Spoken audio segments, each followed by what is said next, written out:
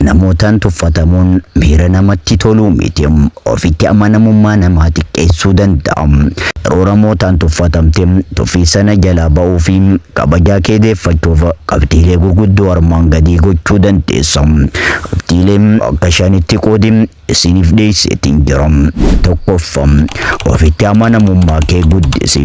Build self confidence. Namoonni yeroo baay'ee nama ofii hin amannee fi sodaataa ta'e tuffatu. Deemsa kee, haasaa kee fi ilaalcha kee sirreessi. Ija keessa ilaali. Yeroo namatti dubbattu ija keessa ilaaluun amanamummaa kee agarsiisi. Mirkaneessi.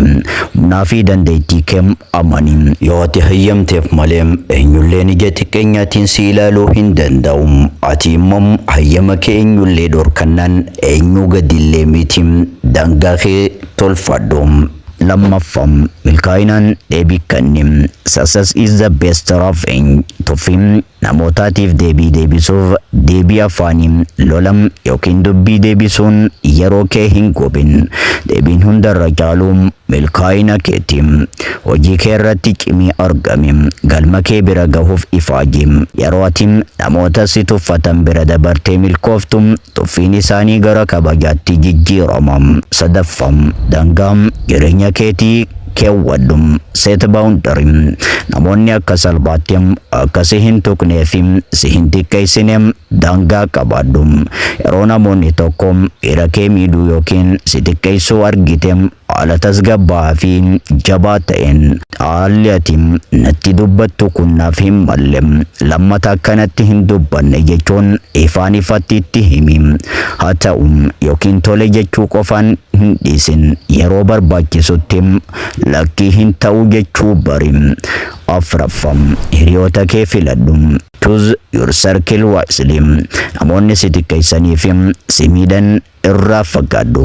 Namoota si xiqqeessanii fi si miidhan irraa fagaadhu. Namoota si jajjabeessan, si kabajanii fi jireenya keetiif gadi ida'an. Jireenya kee siif kabajam, jireenya kee siif mijeessan biraa malee nama kaanitti hin dhiyaatin. Nama biraatti hin dhiyaatin. Bakka kabajaa hin qabnetti deemuurra kophaa ta'anii of guddisuu filadhu. Shanaffaa, of fooyyessi. Invest in yourself. Tuffii namootaa akka humna dabalataatti itti fayyadami. Beekumsa kee dabali. Kitaaba dubbisi. Dandeettii haaraa horadhu. Uffannaa fi qulqullina kee eeggadhu. Namni uffannaa sirrii fi qulqulluu qabu yeroo hunda kabajaa qaba. Yeroo si arrabsan yookiin si tuffatan lola kaasuun bo'oo fi gadduun tasgabbaa'anii ija keessa ilaaluu fi daangaa itti agarsiisuun yeroo si arrabsan yookiin si tuffatan lola kaasuun bo'oo fi gadduu hin qabdu. Tasgabbooyte ija keessa ilaaluu fi daangaa itti agarsiisuun yaadannoon guddaa. Namni tokko si tuffachuu kan danda'u yoo ati sammuu keetiin ani nama tuffatamu malee jettee of amansiiftee qofaadha. Kabajni kee harka kee jira. Mee natti himi. Haalli addatti si mudatee fi kanaan dura deebii ittiin kennitee beektu haala akkamii? Tuffii namoota karamiin deebistee beekta?